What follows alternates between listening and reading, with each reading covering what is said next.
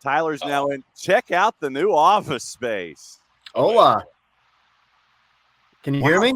Wow. Yeah. They put you in a closet. Yeah. Hey, but it's soundproof.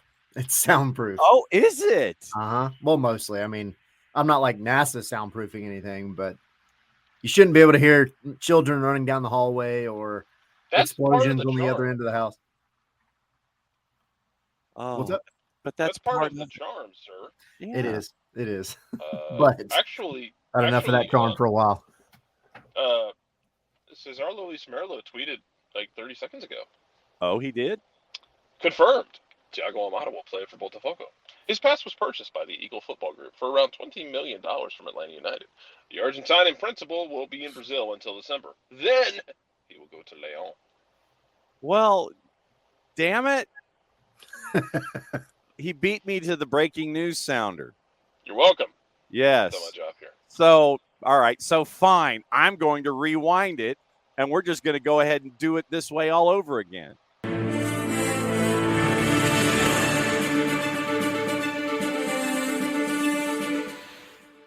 And we do this under the auspice of alleged breaking news because obviously nothing has come out from the club. But Cesar Luis Merlo confirms Thiago is going to play for Botafogo. Pass purchased by Eagle Football Group for around 20. Argentine in principle in Brazil till December, then go to Lyon. Much like what Jarrett just said. So, like I said, it's there. It's out there, you know. And so we'll keep an eye on it. So, Jarrett, go for it. No, nothing about a sell on, but you got to imagine there's going to be you're selling him for 20. I imagine there's going to be a 20 very to 25. nice sell on here. Yeah. Well, and so all of this started, by the way.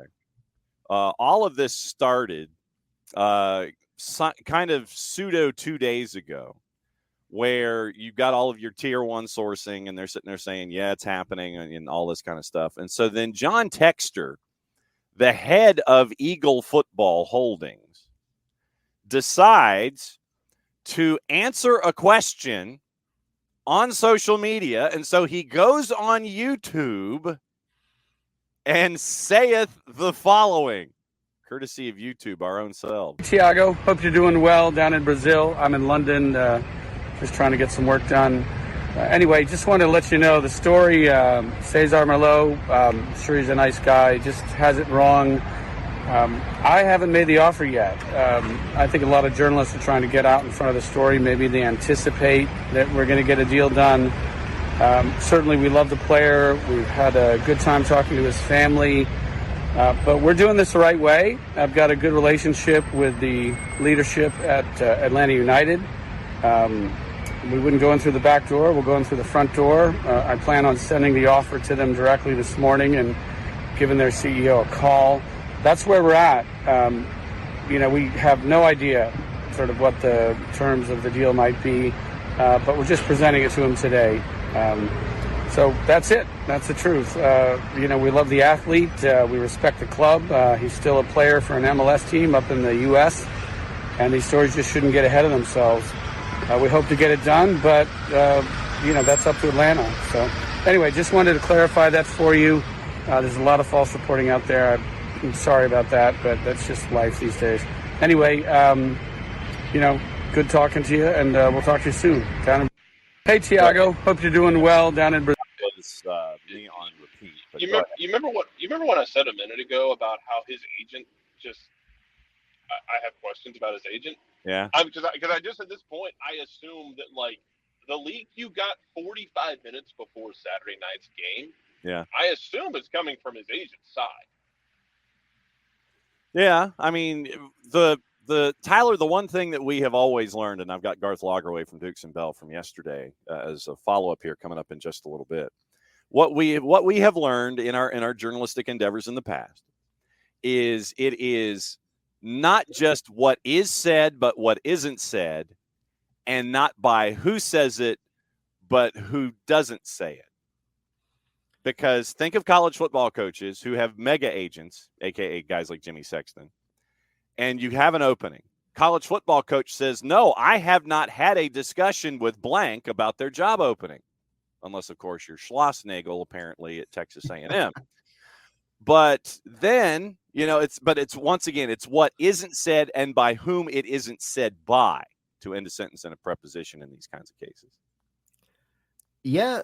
And also, like, you have to take, these are all clues, right? Like, this stuff doesn't just happen. You don't have guys like Merlo and Fabrizio and everybody saying stuff like this for no reason. Mm-hmm. So, everybody has to understand too, like from a club perspective and knowing Atlanta, they're not going to come out and say, "Oh yeah, we're talking with them." We don't negotiate. You don't negotiate in public. You don't do. It's just not going to happen. Period. And so that doesn't make anybody on Atlanta's side a liar or being untruthful or anything like that. But they're also not going to come out and just let you know that, oh yeah, we're in contact with John Textor and we're trying to figure out, how to make it work. It's not going to happen. Now, the thing is, like, this is like a really complicated transfer scenario, but mostly because of Botafogo and the Eagle Football Group and all that. At the end of the day, Atlanta just wants to get something fair for Thiago. Mm-hmm. And I think the less Garth says to the media and in general, the better.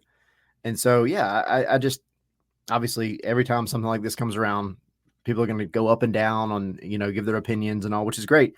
But I don't think it's fair to sit there and say that one side wasn't telling the truth, one side's being false, anything else, because there's truth in all of it, but there's also business that has to be considered, and you're just not going to go and conduct business out in the public unless your name is John Textor. Then you just get on the phone and do it. Well, and there are times where negotiations, and it's more often than not, negotiations for players and player transfers falls into the Nunya file. None your damn business. Exactly.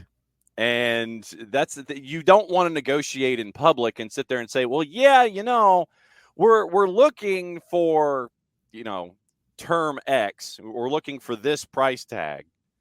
Because then what you do is you set yourself up in the marketplace. Okay, so they've got a player that is in high demand, and they're only looking for this amount, or they're overlooking for this amount.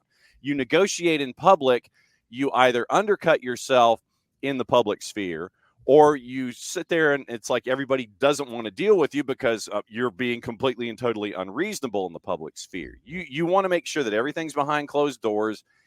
Everybody who's important in the business of sports knows who you are as a negotiator. The last thing you need to do is sit there and say, yeah, we're gonna sit on the player and we're gonna sit there and everything's fine and we're not at any kind. No, you don't do that, because your rep is at stake, and Atlanta United has established itself for a solid reputation in the business world when it comes to negotiating for player transfers. Hey, Atlanta United, yeah, they're stand-up dudes. You set that reputation going forward, people want to talk to you. You don't want to sit there and say, yeah, they're a bunch of loudmouths, don't go over there, because players talk, agents talk, owners talk. And that's a bad combination if you've got all three saying negative stuff about you. Yeah, and then you add in the price tag as well, right? Like, in any negotiation, you don't ever let the other side know like what your bare minimum is or your max or whatever, right? Like you have to go into it holding some cards close to your chest. That's just the way negotiations are. And so, I mean, look, if I'm Atlanta, I'm doing the exact same thing. Like, I'm not telling anybody what I'm doing. I'm not telling anybody what's going on. And, we've seen numbers over the past year-ish of 25 million, 30 million, whatever. Mm-hmm. That might have been obviously what they would love to get, but they're probably okay accepting 20 million, because 20 million is no small fish in the pond when it comes to MLS transfers. Like, I think everybody's caught up on well, it could have been 30 or it could have been 25 because it's Thiago Almada. And that may be true, but 20 million is a freaking lot of money. And you're still making money on probably a sell on that's exactly. So exactly. If it's 20, you're looking at a massive sell on Jarrett, probably in the neighborhood of 20 to 25%. So that would get you to your 25. And it would also keep you in line for because if you think about it, Jarrett, what, 2 or 3 more contracts in the history of Thiago Almada? At least. And so you're looking at still good. Yeah, and so you're looking, unless you maybe sign the 8-year deal with Chelsea and you're Mihajlo Mudryk, but the sell on, you can get it. Yeah. And so you continue to sit there and it's like, yeah, 3 contracts are left on the line. You get the sell on for Tiago, and then everything's cool because of those contracts that come down the line. So you're thinking about this. This is Vulcan chess. This is not checkers that you're playing here when it comes to player negotiations and get your bottom. I don't even know if it's that complicated. Like, he wants to go ahead and move. Okay, we got an offer for a deal that is profit with a sell on. He's good with it. We're good with it. Let's go into the summer market to spend money. Okay, great. Here you go. Thanks for everything, bud. Whether or not his last game is Saturday, whether or not he plays Saturday, or however many the hell games he plays going forward, I don't know. You also, again, the window is not open for anybody in relation to Brazil or the United States. So you just see what's going to happen. You wait for the paperwork to get done, and he's going to conduct business as a player the way he has, which is to go out there and play despite rumors, because that's what his job is. What he has to do.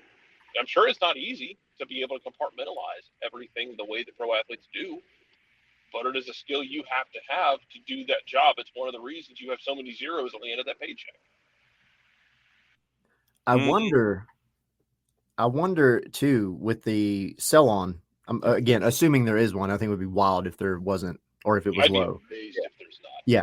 Yeah. That would be malpractice, I think. But it's if so, it's almost as if Eagle Football Group and John Texter, you're kind of getting a gimme out of it, right? Because they already have it planned out apparently for him to go to Brazil and then go over to Lyon, I'm assuming. Yeah. If the sell-on clause is, it doesn't probably dictate whether he has to move out of that football group. I think it's going to be, he goes to Botafogo and then goes to, on whatever kind of paper trail that they're trying to cook up, go over to Lyon, but that's still a transaction. And so Atlanta could be coming out with obviously the 20 million plus a very quick sell-on fee. And then I have no doubts that Thiago would do well in France. And then, from there, couple of years maybe, and then he moves on to something bigger and better, hopefully. Yeah. And so I think it looks like Merlot is adding upon adding here. And so, all right. So principal, Brazil till December, then move to Lyon. So that's what you're staring at with Thiago right now. And yesterday, as a part of the discussion, Garth was on 92.9 The Game, and Dukes and Bell they had questions, and so here was part of Garth's discussion. It was a good 10-minute discussion. Recommend that you go to 929thegame.com, the Odyssey app, download all the stuff. So here's part of Garth's conversation with Dukes and Bell yesterday about the whole thing. It's the same concept, right? Look, we're actively trying to replace Giacomakis as we speak. We obviously the questions around Almada have been here certainly since I've been here. So we've been working on that replacement as well. So look, those conversations are fluid, they're ongoing. But we got some really interesting potential guys, and those things don't become real until you transfer the players. That's one of the reasons was that we were willing to do the Giacomakis deal we did. Was now that clears the decks, and you can go to all these prospective forwards and say, hey, we got a position available. So that empowers us there in that, and we're really looking to see if we can bring in an impactful player in that spot. You're looking. We were doing the math. You're looking that because this is nothing official from Atlanta's end, we will use the word if Thiago is transferred to Eagle Football Holdings, you're probably looking at the neighborhood of $28 million to play with. And last time I checked, Tyler, that ain't chump change when you're chasing after playmakers and when you're chasing after folks at the point of the spear to help put the ball in the back of the net. You will have, in theory, a lot of capital to play with, 8 figures to the left of the decimal place when you're trying to find your replacements. And the 2 DP spots, right? I mean, I know it goes without saying, but there's obviously the discourse of, do they wait until a coach is in? Do they go ahead and fill up both spots now and take advantage of it now? I mean, I think you can't wait on at least one of them. I think you have to find, because that's the thing. You should be able to go out and find a replacement for either one of them that's going to make sense right now and will also make sense regardless of the coach that you bring in. you should be not piece parting things together. You should be planning, long term. Look, if you bring in a guy that doesn't fit potentially a handful of coaches in the future, you don't need to interview that handful of coaches in the future. Yeah. You have to have an idea of who your coach, or at least this type of coach that you're going to have eventually. I understand maybe holding off on one of the DP spots and maybe, letting that cook for a little bit. I totally get that. But I think you have to bring in a playmaker of some sort pretty quickly because this season's not over yet. And whether it's Rob staying along, that's great, or they bring in somebody else. You have to start doing this now. But I mean, I've been saying this for every time we talk about a big transfer for Atlanta. Garth is not the type of guy that is going to wait until, oh no, we sold somebody to go look for somebody. He has Garth and Carlos. Yeah. They don't play around. Yeah, absolutely. They have like a death note list of names ongoing, right? That says, all right, well, if this happens, these are some players that we're going to start looking at. I guarantee it. You don't, it's irresponsible to go out and try to make these last minute kind of knee jerk reaction type moves. They've known things are going to be happening. They've known there's interest for a long time, not just in Almada, but with Giakoumakis too. So, those wheels are already in motion, I'm sure. And I think it's a matter of time before you start hearing about a replacement for at least one of them. Yeah. And the picture came out yesterday. It looked like Gigi was wearing the garter of KT tape on his right leg when he was going to practice yesterday. I mean, Jarrett, you don't do business successfully if you wait for Act A to be completed and then start in Act B. We have this conversation every time there's a transfer window. I feel like I'm going insane because we do this conversation. We do this dance every time. And then it's always the question of, oh, man, now you have to go find somebody. They're already looking.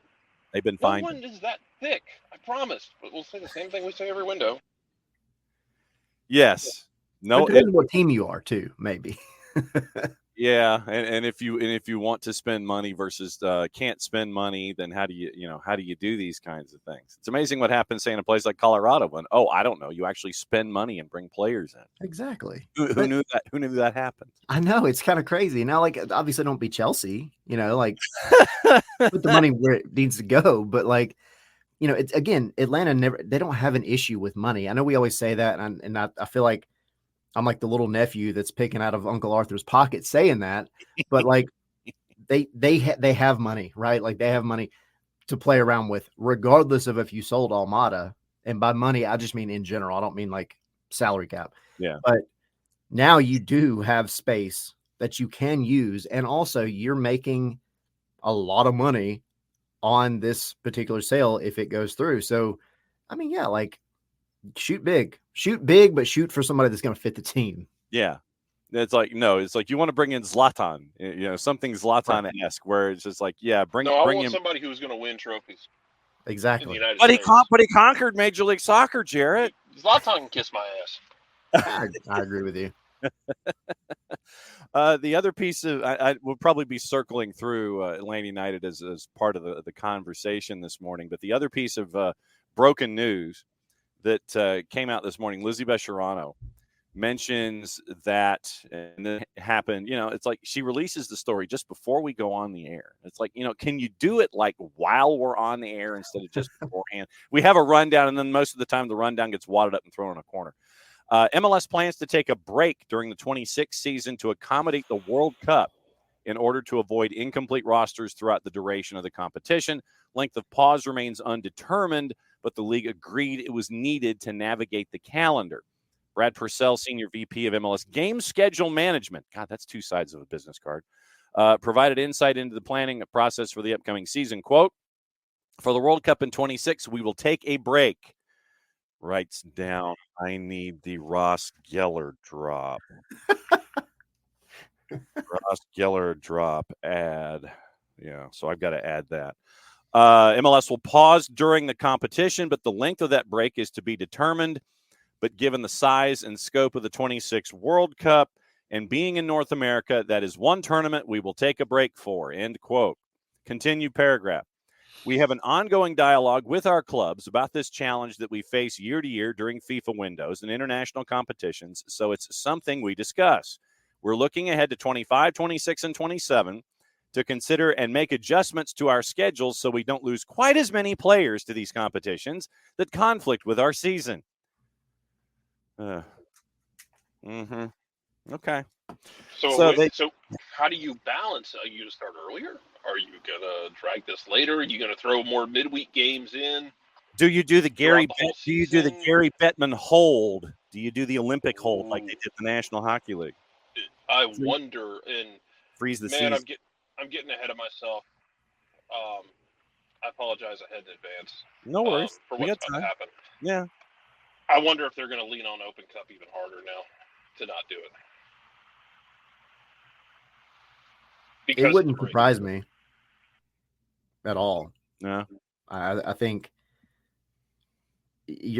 not that they're looking for any excuse to kind of knock that tournament out, but look, I mean, they always go back to the schedule fixture congestion type argument, and it's irritating because Open Cup adds a handful of games at the most. I do think it's funny because they say the wording was for this tournament, as if the World Cup isn't the freaking biggest tournament in the world, but yet they're still going to have the other ones.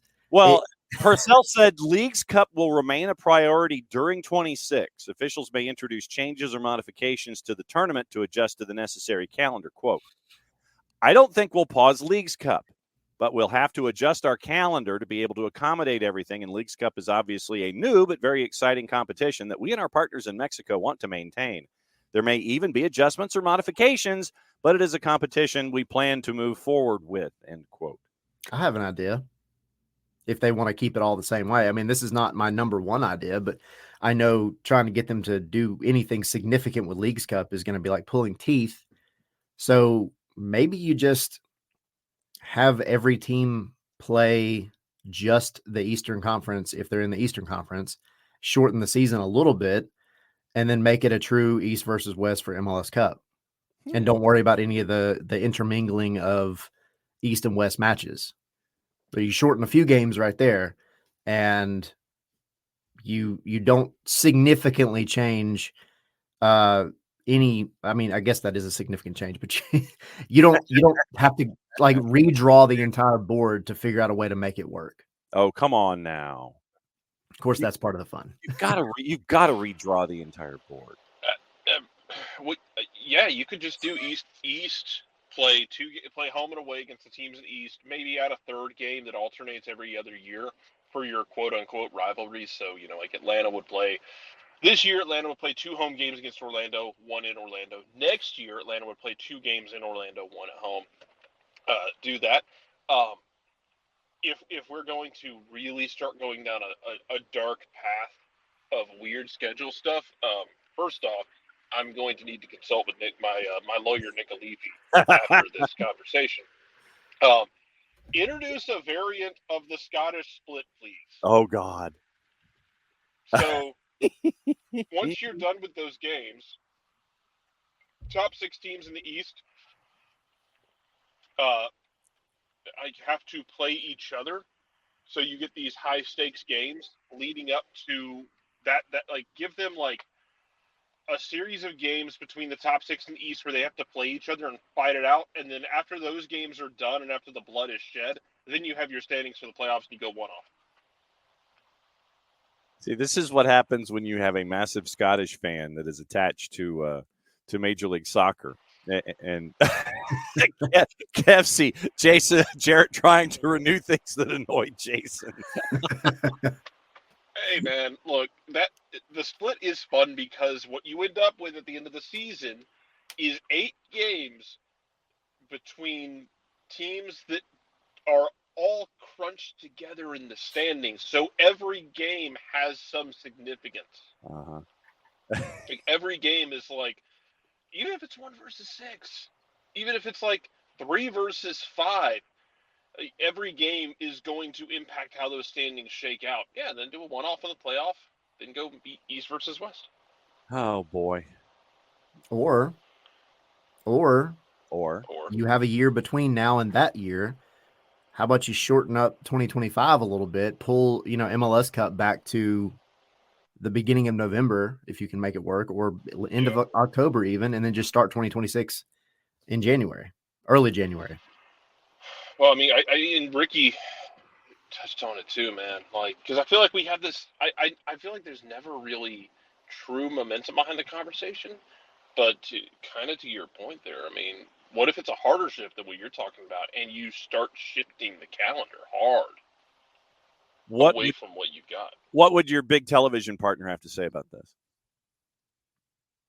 Would No. they base it? And so then I think that's the end of the discussion. Yeah, I agree. I mean, and that's always the argument, right? Is you're going to have to deal with other sports, and right now, at least MLS gets a period of the year where it's just them. Yeah, So I agree that you're going to have to get creative with a lot of people involved to significantly change anything, but you have to change something. You can't expect to go into 2026.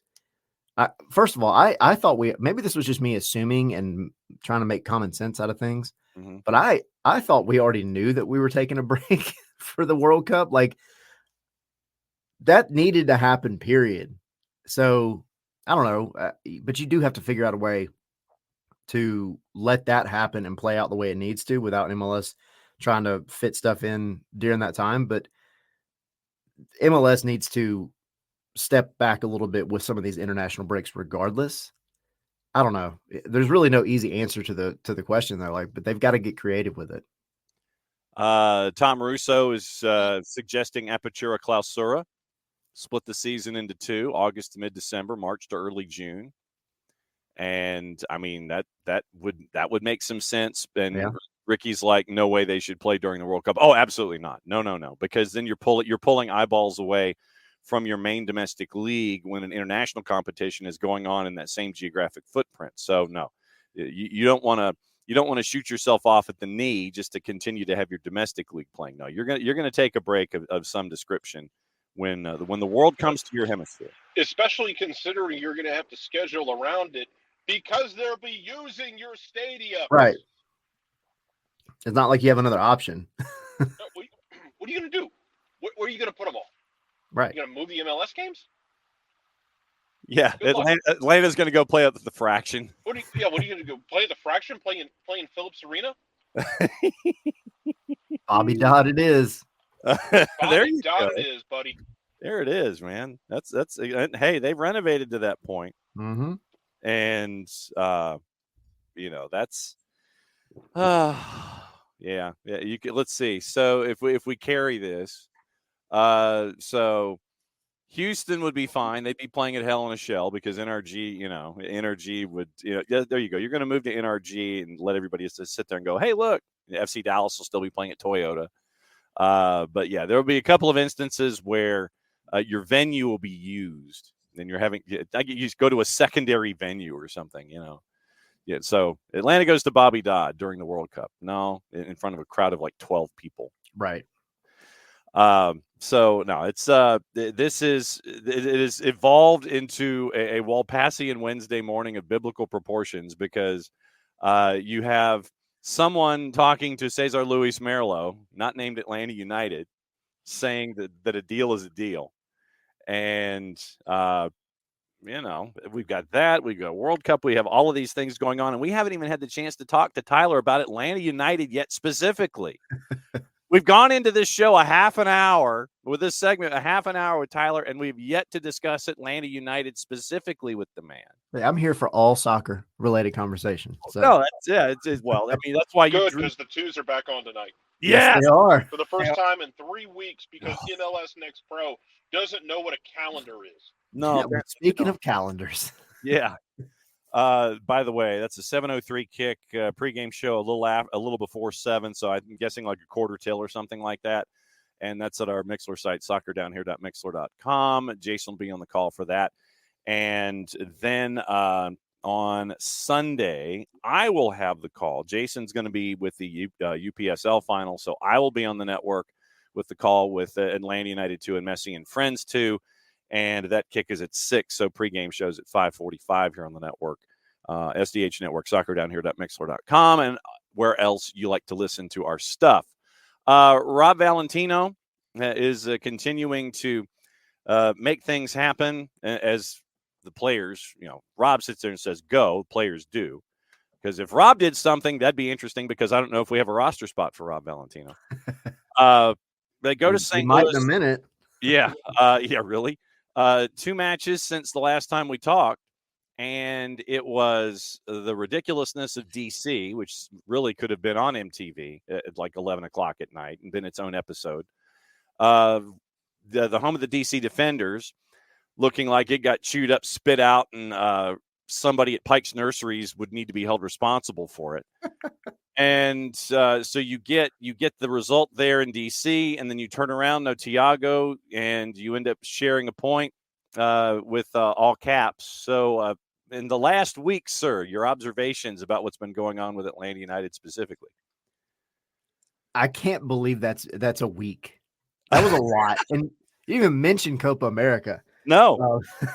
This has been or a crazy week. or the Euros. Yeah. We've done nothing. Yeah. Okay. No, I mean, as far as Atlanta United's concerned, you're getting a little bit more out of the guys. I'm not going to sit here and try to be the guy that pinpoints what exactly it is, but I do think I keep using this word. Pragmatic is maybe the word of the week. I think you're seeing Rob roll out a lineup that makes sense for the type of team that they're playing against. And I'm not saying that you need to completely turn away from having an identity as a football team. You have to have an identity. But I do think there is room, especially in MLS, especially when you're traveling, 800 miles just for an away match, a close away match. Yeah. Like, I think you have to be a little more flexible than you maybe could be in other leagues. So I think that's one thing that Rob's doing right. And, we all know how firm he is, how much the players like him. I'm not going to put all this on the coaching staff. I think they definitely deserve credit for sure because they've gotten, 4 points on the road, especially on such a short turn, is amazing. So, but you got to give the players credit for digging deep and pulling themselves out of the funk that they were in with, the 2 months of bad results. And then of course the coaching change and everything else that takes a lot mentally. So you've now gone and you've shown that you can do it away. Now you got to get back home and do the thing at home again. Because you've got to do the thing. And that's the t-shirt. Do the got thing. to do the thing. Got to do the thing. So, Jarrett, literally having to take it a topic at a time. This, you look at this bunch and this has been a choose your twos, color your adventure. And literally, if you took 2 of the younger players, I'm waiting for Tyler to finish his sip there with his coffee mug. If you took 2 players and added them together, you'd end up with 1 Dax McCarty. That's what you're looking at here. You've got a 19-year-old and 18-year-old, part of the Fab Five that have gotten minutes. And you add them together, you get a 37-year-old in Dax McCarty. But, it has been totally reinforcing what we knew about Noah, reinforcing what we knew about Efra, reinforcing what we knew about Jay Fortune, reinforcing what we know about Luke Brennan. And Cool Hand Luke absolutely nutmegging Franco Escobar and leaving him a couple days back when he went zooming past him in that particular move. And then Caleb, who's been there for a couple of years. But last time out, it was once again putting Jay Fortune front and center and going, hey, look, but it's like, yeah, we knew this, but he got to show it on a straight up MLS platform where everybody got to see it. Well, yeah, you kids have been answering the bell repeatedly now. At this point, it's not news now, and mostly because I am running out of the patience to deal with discussing the twos at any given moment in time, mostly because people online are just mad about the twos in general. But you're putting guys in there who are producing. Noah Cobb, Efrain Morales, Jay Fortune's been outstanding. To the point where, you want to have a conflict. Let's start a dialogue, because I have to leave soon, and I kind of like setting things on fire as I walk out of the room. I'm shocked. When Bartosz Schließ comes back, yeah, and we start talking about rotating that midfield, yeah, tell me why it shouldn't be Tristan Muyamba fighting harder for minutes right now than Jay Fortune. Yeah. I don't disagree with you. Go back and watch that St. Louis game. Yeah. Jay was everywhere. Mm-hmm. Jay was man of the match for me. Oh yeah, man, he was amazing. Tristan has been incredibly up and down, which is frustrating. Speaking just for me, it's frustrating because we know he's shown you what he can be. Yeah. But I'm not worried about what you did. I'm worried about what you're doing right now. Mm-hmm. And when Sleech comes back, I think it should be Jay who's not as worried about minutes. You got to go to Tristan and be like, hey, I got our Polish international midfielder back. Y'all are all going to be fighting for minutes, and that includes you. You got to step up. Yeah. And it can't be one of these where it takes Tristan a while to get into the rhythm of a match. It seems like sometimes it takes a little while for that engine to turn over. And especially on the road where you don't want to fall behind early, you can't afford to have those kind of moments where, see, he set it on fire and he left. He did it. But you can't have moments. You've got to be on from, first whistle. You can't just be warming up to get into a match.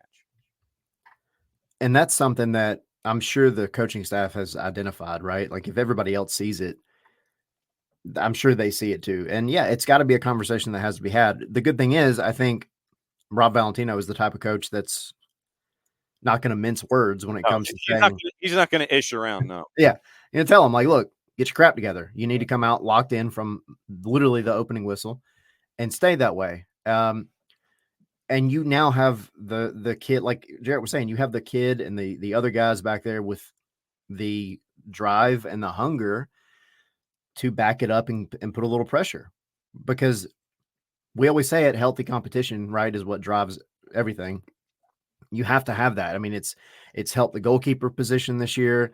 I would argue it's helped the striker position this year. The wingers maybe to be determined. Yeah. But absolutely, like the midfield, it's when it's good, it's really, really good.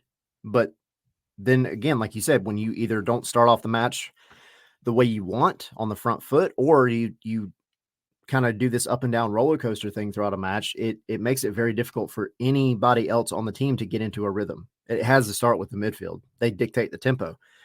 So, yeah, I mean, Dax McCarty has looked great every time he's been on the pitch. Is he the most athletic anymore? No, but he's still got it in him. But he's got the IQ, and then you have Derek Williams behind him, and they help the young guys, I think, stay solidified. Mm-hmm. Jay Fortune is athletic and is playing out of his mind. Muyumba, I mean, he's got it. Like Jarrett said, he's got it, but it's got to be all the time. And yeah, I would not be shocked, nor would I be mad if you come out in the next couple of games and you see Jay starting over him like maybe not this weekend because Slish is not quite back yet, but overall, absolutely. I'm not going to be upset at that. And with Toronto coming to town, you don't know which Toronto you're going to get. Hopefully, if you're a fan of Atlanta United, you want the one that has been around for the last 5 matches, if not the last 6. Yeah. Not the one that was involved in the 7-goal shootout with FC Cincinnati. And FC Cincinnati is another issue entirely, considering that Miazga's out for an extended period of time. Hagland is gone for the season because of a broken fibula. I have done that. That is not fun. That's at least 8 weeks in a cast and then rehab. I had a tib fib. It was a fracture when I was in high school. Yeah, it was 4 weeks in a cast. Doc said, no, it's another 4. So it was 8. And then you've got the rehab behind it. And so there's going to be issues at the back line for Cincinnati. But and Tom, we're going to get into the Lewandowski PK in hour number 2. That is definitely going to be one of the discussions that we have. But yeah, when you look at Atlanta United, right now they're in a playoff spot, and it is all part of the rush that you want to try to get out of the 8-9. You want to get out of the 8-9, try to get into the 7, so you're not in the play-in round and then having to do the quick turn to take on the top seed. You want to get away from the 8-9 as far as humanly possible here, and we're seeing some positive signs from Atlanta United with the young kids going on the road, but schedule compression is far from over. we get into the next round of schedule compression starting Saturday with Toronto. Yay! Yay. I'm so excited. It was nice having a break of 6 days. Yeah. God. I mean, everybody said at the beginning of the year, right? Like, you need to stack up the points early because it favors, I think, Atlanta, because you had, it seems like a lifetime ago, but you had Giakoumakis, you had Almada, you had all these, expectations coming in from the offseason. And in the schedule, admittedly, you never know in MLS, but it looked good. It looked relatively favorable for Atlanta. Yeah. That hasn't played out that way. But everybody said this was going to be the tough stretch. Well, we've got a whole bunch of wrenches that have been thrown in, and they're still coming out with results. And somebody pretty took good. the workbench and just went like there and dumped it. Just dumped the whole workbench. Yeah. So again, you got to give credit where it's due. Give credit to the coaching staff, give credit to the players, give credit to the young guys, because they have been the standouts over the past couple of weeks. Luke Brennan is playing out of his mind right now. Noah Cobb and Ephra both have been just like steadfast. And I got to throw this out there because 1 year ago, right? Like I feel like Noah and Ephraim, they've gotten credit. And I do see people on Twitter and social media giving them praise, which is great. I don't know that it's been enough. Like, that's my thing. I think we're so quick to look at how bad a player does, right? But then when a player does good for a consistent same amount of time, we don't give them credit as quickly. Sadly, most of us aren't wired that way these days. It's I mean, it's you want to harp on the negative. Yeah. I guess because it makes you feel better about yourself in that dynamic.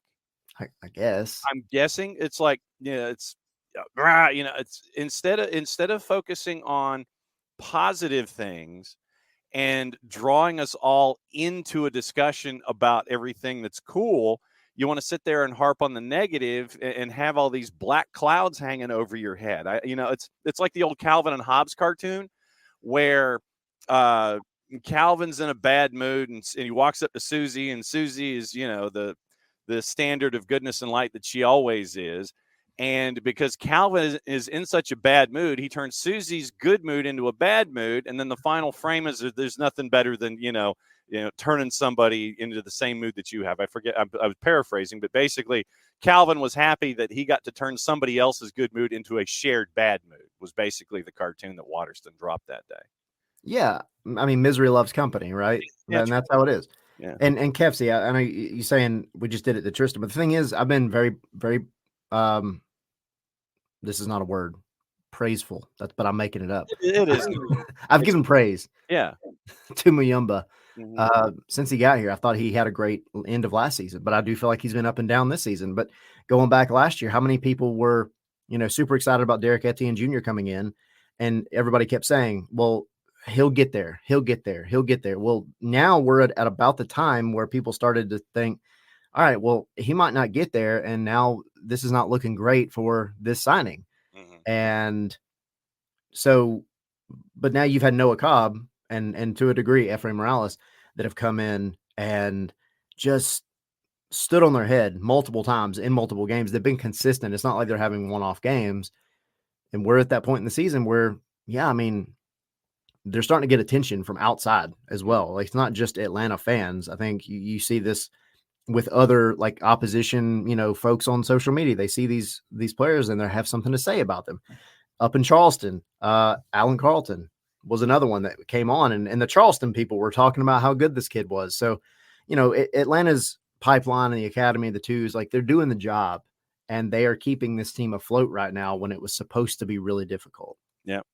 And after Toronto, the beauty of having the calendar, after Toronto, at New England, July 3rd, staying on the road, not coming home, going to Rio Tinto to take on RSL Saturday the 6th, turn around, come back here to the Fraction, Open Cup with Atlanta and Indy on the 9th, traveling to Montreal on the 13th, coming back, and then finally getting a home match with NYC on the 17th, home match with Columbus on the 20th, and then you have 5 days to rest before Leagues Cup on the 26th starting. And that is your schedule compression. So it's 1, 2, 3, 4, 6 matches in the month of July in an 18-day period, 19, 20, 21, 22. So 22. So 7 matches in 22 days in multiple competitions. Do I have that right? That sounds right. Yep. 2, 4, 6, 7. 7 and 22 to get you to Leagues Cup. Yay! Awesome.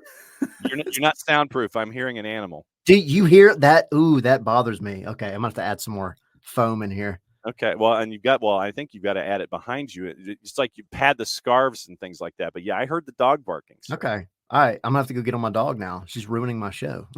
No, not ruining the show. No. Maybe I'll invite her in one day and she can say howdy. Because the rowdy dog is down here and he's guarding what's going on. Somebody must ring the doorbell. Yes, he's the same way. Hour number 2 here on Soccer's Morning Show on the SDH Network. And Tyler Pilgrim from Scarves N Spikes joining us. And the fourth held up the light board, and we basically told him to go screw. And we haven't even talked Copa. We haven't talked Euros. I mean, what else is on your mind before you actually go and have something involving civilization today? The Argentina match at the Benz was a madhouse. Mm-hmm. And I mean that the Argentina match yesterday at the Meadowlands. Yeah. Oh, Chile. Mm-hmm. So close. So close. God, Claudio Bravo, who's like 700 years old. Yep. Doing his best. Well, and if you listen to the national media, apparently the environment at the Meadowlands was a better environment than it was at Mercedes-Benz. Yeah. You're every time I come on here, you're just stirring the pot. No, I screw them. But we were there at Mercedes-Benz. That place was off the chain. I wasn't up there at the place that they like to consider New York, but it's actually not. So I'm just saying you can't even figure out who you want to be. So don't talk to me about atmospheres. At least we know what city we're in and state. So no, the thing is, Copa America, all of these stadiums should be some of the biggest vibes that you've ever had. If not, what are we doing? Like this is like the appetizer for the World Cup. So they need to be all big. They need to be bringing in, tons and tons of folks, attendance, everything else. And I understand the ticket prices. That's a point of contention for sure. Jimmy Bushnell made that point on Yahoo. Yeah. Yeah. But like, it's fun. It's fun. Enjoy it. Take advantage of it while it's here. Go men's national team, but Argentina, stop complaining about the grass. Y'all can get out of here with that crap. It bothers me. It really, really bothers me. So. Well, I mean, the grass at Mercedes-Benz looked a lot better than it did in a lot of the other venues where you had grass. Yes, it did. You got no complaints from and legitimately, I will say this, and this is just from physical appearance. The grass for She Believes looked a lot worse than the grass for Copa. And it looked like it wasn't handling water very well during She Believes. I mean, it was on the edges and it was just outside the field of play. So it wasn't necessarily affecting play, but there were some brown patches on the outer edges for She Believes. You saw none of that at Mercedes-Benz. It looked like it was mean, green, and clean. And there was nothing to worry about there. You didn't see stuff like DC where you'd have chunks popping up all over the place. You saw none of that. And apparently this is the same surface, I think, tomorrow that was there for match number 1. So we'll see how well it has been maintained over time. This is a big one, U.S. men's national team in Panama. What are you anticipating in this one other than hopefully a very loud sellout crowd to yell at Panama for 90 minutes? The U.S. should win the game. I think, you had Bolivia was, I mean, again, you should have won that game. Panama, I would argue, is going to be tougher, but you should win. And I think home field advantage is definitely a big thing when it comes to Copa America right now, because, I mean, look at the Colombia match, how yellow it was. Was it Houston where they played? Yeah. I mean, there are definitely some teams that are bigger than others, right? But this is the U.S. I understand that when it's against Mexico, especially at certain stadiums, can feel like the home field advantage. Mhm. You're not going to have that problem against Panama. You're going to have the crowd behind you. You're going to have a lot of momentum behind you, right? And you should come away now being at the end of tomorrow 6 points in the group. So, but yeah, I mean, ultimately, this is a historic moment, right? It's been so long since the men's national team played here, and they've never played at the Benz. So I hope everybody takes a minute to just take it all in. Obviously, hope for a win, but this is going to be, again, very similar to what it's going to feel like in a couple of years when the World Cup shows up. Yep. And the thanks to Tom Russo for letting us know that press box, that's the link to follow. And so basically, Tom saw that picture. Yeah. A hot dog in the media lounge at SoFi, and I'm staring at the picture. Oh, yeah, it's bad. It's bad. Copa Media Lunch. Hot dog served with a side of potato wedges and a cookie. $25. Or you could have crispy chicken tenders served with a side of potato wedges and a cookie for $25. I guess these are cooked by Gordon Ramsay, apparently. Or you could have the Southwestern salad, romaine, black beans, corn, tomatoes, green onions, tortilla chips with a side of chipotle dressing, chips, and a cookie for $25. That's at SoFi, man. I'm just saying, there's one stadium out there that's just feeding the people that are there covering the team. Thank you, Arthur Blank. I appreciate it. I mean, it's that's embarrassing, honestly. We are blessed, brother. I'll tell you that. Yeah, but that is embarrassing, though. Like, look, that's a whole different topic. Like stadium concession prices. Obviously, we are very spoiled in Atlanta. Grateful for it, for sure. But like, dude, $25 for a freaking hot dog. Get out of here with that crap. Like, get out. I would much rather you just give me the worst meal imaginable, right? Like, just give me something that's, even if I got to pay a little bit for it, but I'm not going to work, right? Quotes, air quotes, going to work and then paying $25 for a hot dog. I'll eat on the way in, man. I'm sorry. That's so stupid. That bothers me. Well, it bothers me. It's inhospitable. Well, and I mean, legitimately, how many of us in media can afford a $25 media meal? Right. Like, I don't work for MLS, guys. Sorry, but I'm not getting paid to go out and force myself to spend $25 on what probably is a 50-cent hot dog. I mean, the profit, the profit and the P&L margin on that. Yeah. I mean, come on. Yep. I was offended when I saw that. This is the first time I have seen this. But yeah, if anybody thinks that those of us in the industry can afford a $25 hot dog or a $25 crispy chicken tenders cardboard pseudo plate, whatever. It's like that lunch that you get back in like middle and high school that was like the sheet, like the 5x3 sheet of pizza that was partially made like 45% out of cardboard. And then you're charging $25 for it. That's ridiculous. Oh, man. I disapprove. Yeah, disapprove. Absolutely disapprove. But now that we have kept you for entirely too long, what is – and Tom, see, like I said, Tom goes, why is media being charged for food in the first place? That's a question for CONMEBOL, Tom. Yeah, I mean, I never want to just go in anywhere and expect that they're going to feed me, right? Like, I guess I'm just not that kind of person. But also, like, the question is there. Even if you're charging, why are you charging $25 though? Right? Mm-hmm. Like that's a lot. Not everywhere is going to have the facilities like the Benz or the money like the Benz to just give great food. I get it. But also don't be jerks about it. Like $25, man, for a hot dog. Come on. You're paying LA City prices anyway to go cover an event at SoFi. Right. and it's not just one match. It's a handful of matches there. It's a handful of Allegiant. You're not just having to pay this once.